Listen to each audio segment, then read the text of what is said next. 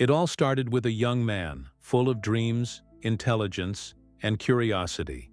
Otto Warmbier, a 22-year-old student from the University of Virginia. Otto was the kind of person who saw the world as an opportunity to grow. He wasn't reckless, but he was bold. Like many students before him, Otto wanted to see beyond his bubble, to go somewhere few dared to go. And so in late December 2015, he signed up for a 5-day tour of North Korea with a group operated by a China-based company that promised a unique experience in the world's most secretive country. The trip began like any other adventure. Pictures show Otto smiling in Pyongyang, posing with monuments, laughing with his group. But behind that camera lens, something darker loomed. North Korea wasn't just a mysterious destination, it was a volatile regime known for its paranoia, its censorship, and its cruelty. For Otto, it was about to become something far more terrifying than a trip. On January 1, 2016, just as the group was preparing to leave, Otto was detained at Pyongyang International Airport. The reason? North Korean authorities accused him of attempting to steal a propaganda poster from a restricted area of his hotel, a seemingly harmless souvenir if it even happened. Yet to the regime, it was a political crime. From the moment of his arrest, Otto vanished from the outside world. No more photos, no more smiles. Just silence. His family, friends, and the U.S. State Department scrambled for answers. For weeks, there was nothing. And then, in a dramatic public appearance, Otto was paraded before North Korean cameras. Dressed in a jacket and tie, eyes filled with fear, he confessed. Or at least he appeared to. The footage was haunting. Otto sobbed. He pleaded. He admitted to crimes against the state and begged for forgiveness. But everything about it felt wrong. The words sounded scripted. The emotions manipulated.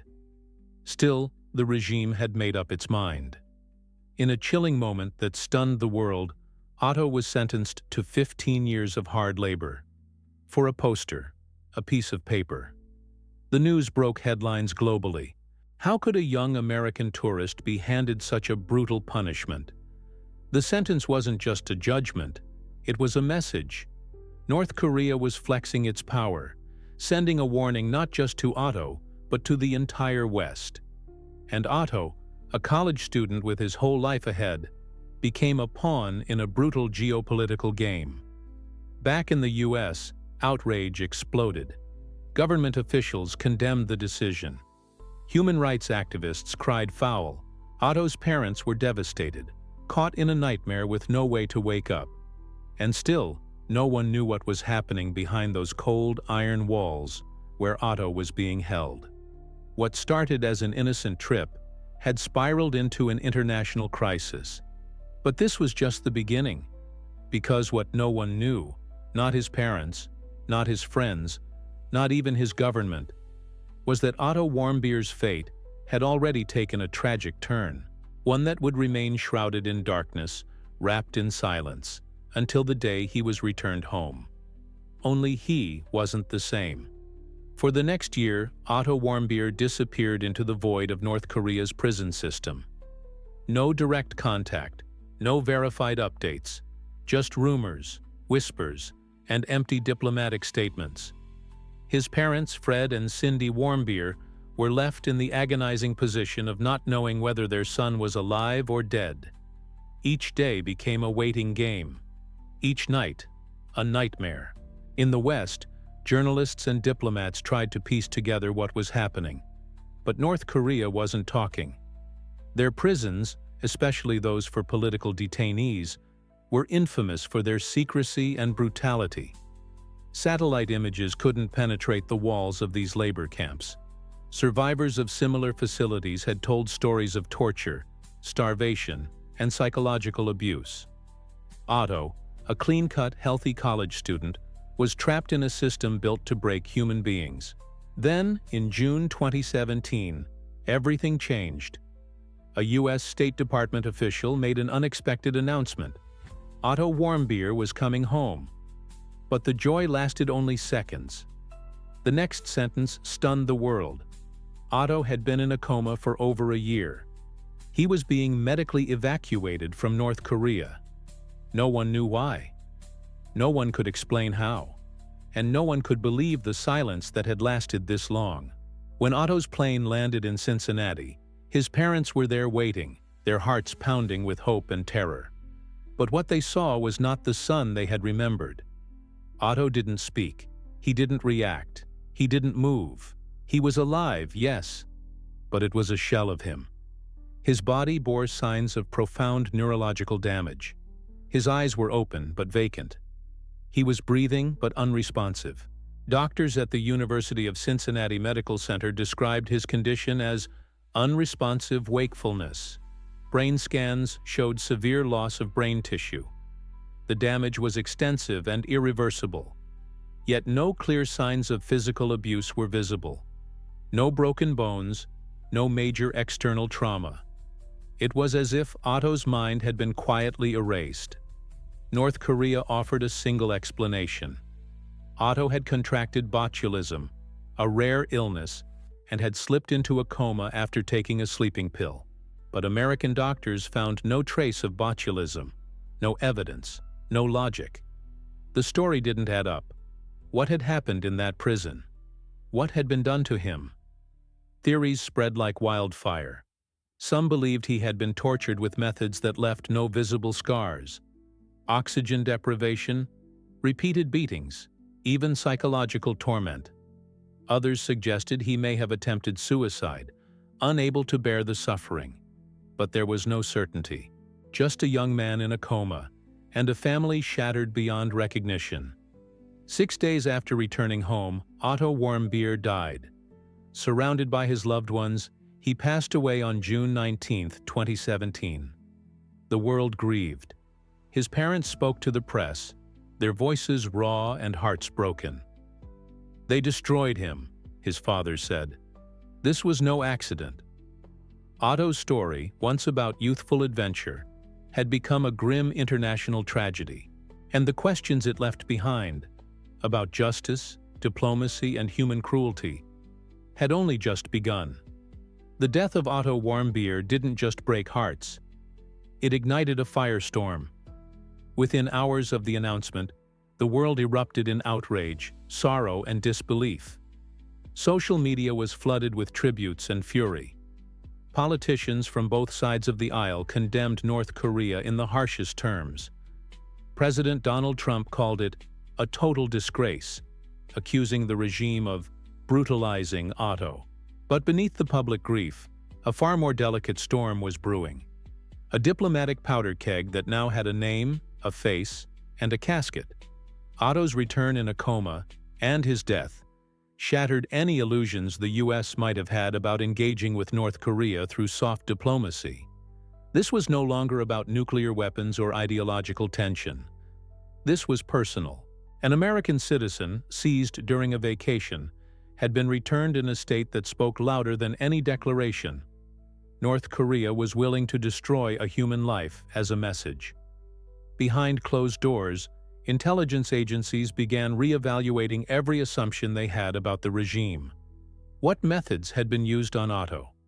Was this a miscalculation, or a strategic move by Kim Jong-un to assert dominance? And most of all, could it happen again? But for Fred and Cindy Warmbier, none of that mattered. Their son's coffin was draped in an American flag. His funeral, held at his high school in Wyoming, Ohio, drew thousands.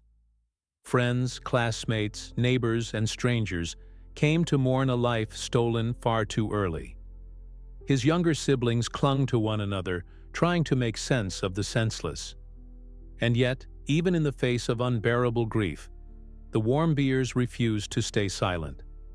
Just weeks after Otto's death, his parents gave a gut-wrenching interview. They described in chilling detail the condition their son had arrived in. He was blind, he was deaf, he had a shaved head. His teeth looked like they had been rearranged with pliers, Fred said, his voice breaking. It looked like someone had taken a pair of pliers and realigned his bottom teeth. The image was horrific. a far cry from the regime's claims of botulism and a sleeping pill. Suddenly, Otto's story became more than just a tragedy.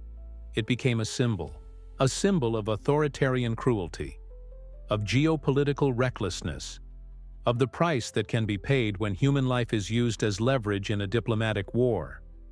In the halls of Congress, lawmakers invoked Otto's name as they pushed for increased sanctions against North Korea. New legislation passed with bipartisan support, tightening the economic screws on Pyongyang. For a brief moment, the sharply divided U.S. government found unity in the face of Otto's death. But North Korea remained defiant. Their state media denied responsibility. They portrayed Otto as a hostile element and maintained that they had shown him mercy by allowing him to return at all. To the regime, Otto wasn't a victim. He was a warning, a threat neutralized, a tool in a dangerous, high-stakes propaganda game. Still, the world had seen too much.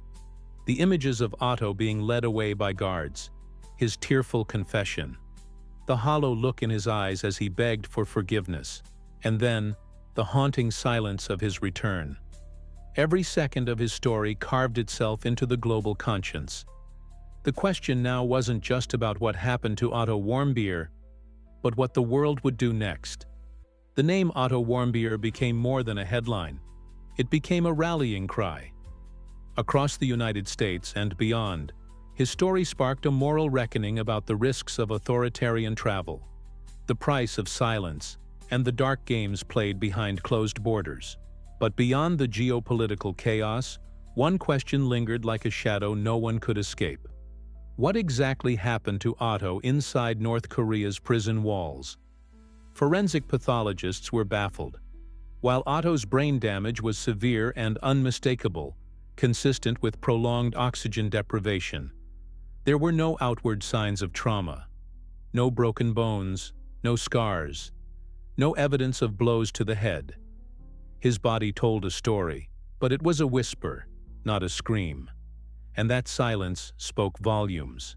Experts speculated he may have been subjected to a form of torture designed to leave no marks.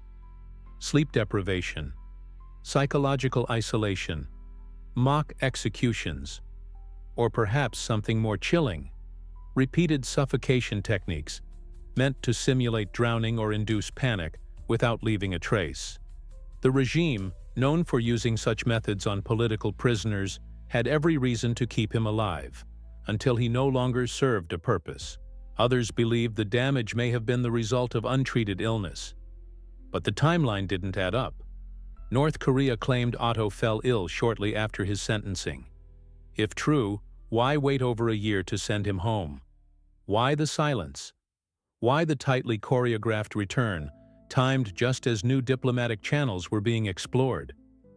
To the Warmbiers, there was no mystery. "They murdered our son," Cindy said bluntly during a congressional hearing. "And they intentionally destroyed him." The pain in her voice cut through the political noise.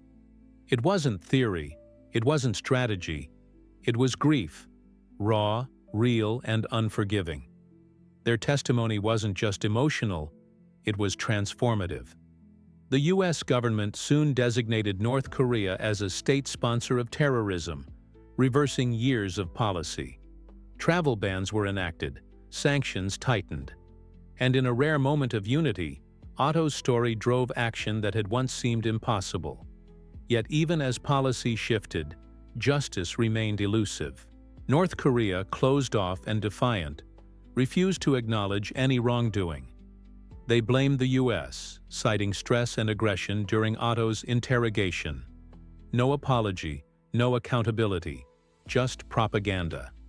Still, the Warmbiers pressed forward. They filed a wrongful death lawsuit against the regime, knowing they'd likely never see a dollar. It wasn't about money. It was about truth, about memory, about making sure the world never forgot what had happened to their son. And in 2018, a U.S. federal court ruled in their favor. Judge Beryl Howell concluded that Otto had been brutally tortured and that North Korea was liable for the extrajudicial killing of Otto Warmbier. The court awarded the family $501 million in damages. The ruling was symbolic. North Korea would never pay. But it was a formal recognition of Otto's suffering, a statement etched in history. Through their pain, the Warmbiers became warriors. Reluctant ones, but determined nonetheless. They traveled the country, speaking at schools, events, and interviews, retelling the darkest chapter of their lives so others might understand what unchecked power could do to a single human life. And Otto? He remained frozen in time. The smiling, ambitious student whose final journey was supposed to be an adventure, but became a cautionary tale written in silence and sealed in grief. In the aftermath of Otto Warmbier's death, something strange began to happen. The tragedy, once confined to a news cycle and a diplomatic crisis, began to morph into something bigger, more symbolic, more haunting. Otto wasn't just a victim anymore. He was becoming a myth. His story echoed in classrooms, embassies, policy rooms, even in pop culture. But myths often obscure the truth. And behind the headlines, the real Otto, the boy, the student, the son, was getting lost. Those who knew him best tried to hold on to his memory. Otto had been full of life. An honors student, a jokester, someone who danced in his living room and dreamed about starting a business. His friends described him as the kind of guy who made you feel like you mattered. He wasn't political. He wasn't reckless. He just wanted to see the world.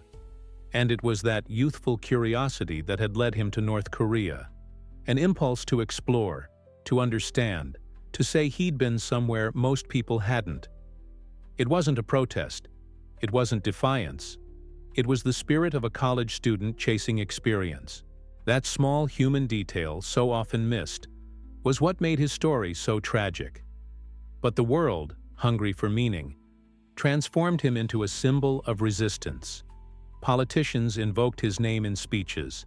Advocacy groups used his face on posters. News segments replayed his confession tape like a looped curse. The haunting footage of him begging for forgiveness, clearly coerced, became part of the global archive of pain. Still, the questions refused to die. Why had Otto been targeted? Was it really about a poster? Or was it more complex? A perfect storm of timing, politics, and propaganda. Some experts believed the regime had needed a bargaining chip. Others speculated that his arrest had been an internal power play within North Korea's opaque hierarchy. One misstep, one overzealous officer, and a tourist became a prisoner. One chilling theory suggested Otto was used to send a direct message to the US during a time when relations were fraying, that his treatment wasn't personal. It was theater, a performance of state power, designed for maximum psychological effect. And if that was true, then Otto wasn't just a casualty. He was a warning, carefully orchestrated and coldly executed. Meanwhile, travel companies came under intense scrutiny. The one that had arranged Otto's trip, Young Pioneer Tours, faced backlash for marketing North Korea as a quirky, off-the-beaten-path destination. Critics accused them of downplaying the risks, of luring thrill-seeking students into dangerous territory without proper warnings. In the wake of Otto's death, the company stopped accepting U.S. citizens. The U.S. government soon made it official. Travel to North Korea for Americans was now banned. It was a quiet acknowledgement. Otto's death had changed the rules. But for Fred and Cindy Warmbier, policy changes didn't matter. The damage had been done. Their son was gone, and nothing could bring him back. And yet, in the months following Otto's funeral, they began to see a strange form of purpose take shape. Their grief became a mission. Their pain became fuel. They were no longer just parents of a victim. They were now advocates, fighters, reluctant diplomats in a world where justice often arrives too late, and truth is a luxury. They didn't seek the spotlight, but the spotlight found them. And through it, they kept Otto alive, not as a headline, not as a myth, but as a name, a memory, a warning. By the time 2018 arrived, Otto Warmbier's name had become a powerful lever in global diplomacy and an unavoidable presence in every conversation involving North Korea.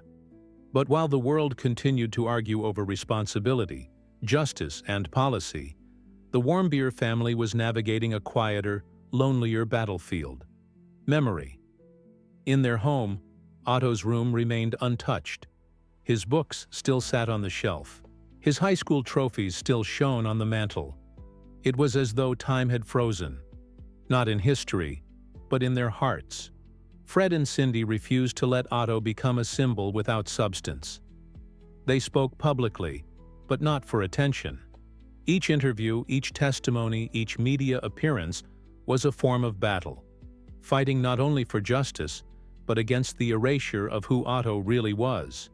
"He was brilliant, he was fun, and he was ours," Cindy once said. "Before he was a news story, he was our boy." Meanwhile, in the geopolitical theater, Otto's case took center stage in one of the most anticipated events of the decade: the first summit between President Donald Trump and North Korean leader Kim Jong-un. In June 2018 in Singapore, the two leaders shook hands in a moment broadcast around the globe. The tension was historic, the stakes astronomical. And in the minds of millions watching was Otto. Reporters asked, would Trump bring up Otto? Would his name echo in the negotiation rooms? As the cameras flashed and the handshakes ended, the president addressed the press. "Otto did not die in vain," he declared. "He had a lot to do with us being here today." It was a statement heavy with meaning and controversy. For some, it was a recognition that Otto's death had jolted the world awake, forcing diplomatic doors open. For others, it was a painful reminder that Otto had been reduced once again to a bargaining chip. Even more painful were later comments Trump made after a second summit in 2019, in which he said he believed Kim Jong-un didn't know what happened to Otto, and felt badly about it. Fred and Cindy were furious. "We never accepted the North Koreans' excuses," Fred said. "We never accepted the lies. And we will not accept anyone who falls for them either." Their disappointment wasn't just political, it was deeply personal. Their son had died in the custody of a brutal regime, and now the man who had once called it a disgrace appeared to be backing away from that stance. Still, the Warmbiers stayed focused. They continued to speak, to testify, to meet with policymakers. Otto's legacy became the centerpiece of several legislative efforts, including the Otto Warmbier North Korea Nuclear Sanctions and Enforcement Act, designed to choke the regime's access to funding for its weapons program. Through this, Otto became a paradox, a symbol of both progress and betrayal, a source of strength and sorrow. His story became a vessel, carrying not only the grief of one family, but the weight of an entire nation's complicated relationship with a hidden enemy. At night, Cindy often replayed Otto's last days at home before his trip. The laughter around the dinner table, the hug at the airport, the excitement in his voice. "He was so full of light," she once whispered. "And they took all of it." But in their pain, the Warmbiers lit a new flame, one that refused to let Otto's name fade into history. Not as a tourist, not as a victim, but as a beacon, a reminder of how fragile freedom can be, and how far a family will go to keep one boy's light from vanishing forever. As the years passed, Otto Warmbier's name remained etched into the consciousness of a generation. His story, once a fleeting tragedy on the news, had transformed into a permanent warning carved into the soul of international relations. In classrooms, professors used his case to explain the dangers of authoritarianism. In the State Department, his memory shaped policy language. And across the United States, his parents continued to speak not just as mourners, but as torchbearers. But beneath the global resonance, the questions never faded. What really happened to Otto during those 17 months of silence in North Korea? No official investigation had been allowed inside the regime. No international medical panel had ever been granted access to examine the prison records or what little remained of them. North Korea had effectively buried the truth beneath layers of silence, denial, and cold propaganda. Independent experts attempted to piece together fragments of evidence. Some turned to defector testimonies. Survivors of the same prison system described suffocating cells barely big enough to stand in, isolation that drove prisoners to hallucination, and guards trained to leave no bruises. These weren't prisons. They were invisible factories of pain. One former prisoner described a chilling tactic. Captives would be forced to stand motionless for hours, sometimes days, under glaring lights, forbidden to sleep. Another recalled being subjected to constant noise. Sirens, propaganda music, even screams played through loudspeakers, designed to unravel the human mind. Could this have happened to Otto? Was that how he ended up with catastrophic brain damage? No answer was ever confirmed. But the silence was the answer. And yet, silence didn't mean peace. North Korea continued to hold other foreign nationals. Otto's case, rather than deterring arrests, seemed to reinforce the regime's willingness to play the same cruel game over and over again. A pattern had emerged. Arrest, accuse, parade, punish. Tourists, journalists, missionaries all became chess pieces. Still, Otto's story sparked ripples of resistance. Young people began to question the morality of adventure tourism in oppressive countries. University programs pulled travel funding for trips to high-risk regions. Laws were passed to block financial transactions with regimes that violated human rights. Quietly but steadily, Otto's life was changing the rules. And in the halls of power, his name refused to fade. His portrait hung in congressional offices. His face was printed on reports submitted to the United Nations. His memory, a silent guest at every diplomatic table discussing North Korea. But for his family, remembrance was never abstract. On Otto's birthday, Cindy baked his favorite chocolate cake. Fred would sit in his son's room reading old journal entries and college essays. They kept his jacket on the back of his chair, his toothbrush in the holder, his name on their lips. "You don't move on," Cindy once said in an interview. "You just move forward, carrying the weight." And the weight was heavy. What they wanted now wasn't vengeance. It was awareness. They wanted the world to understand what it really means when a government has no rules, when truth can be rewritten, when a single poster can turn into a death sentence. Otto's story was no longer just about Otto. It was about every citizen who believed they were safe, until they weren't. Years have passed since Otto Warmbier returned home in silence, his life stolen under the weight of secrecy and cruelty. And yet, his story refuses to vanish. It lingers, not only in the minds of those who knew him, but in the hearts of millions who never met him. Because Otto's tragedy is not just about the past. It is a warning written in blood, a siren for every traveler, every diplomat, every nation that dares to look the other way when regimes cross the line. In the quiet town of Wyoming, Ohio, where Otto grew up, there's now a memorial garden planted in his honor, a simple bench with his name, a place to remember not how he died, but how he lived. Teachers walk their students past the site and tell his story. Parents pause, reflect, hold their children tighter.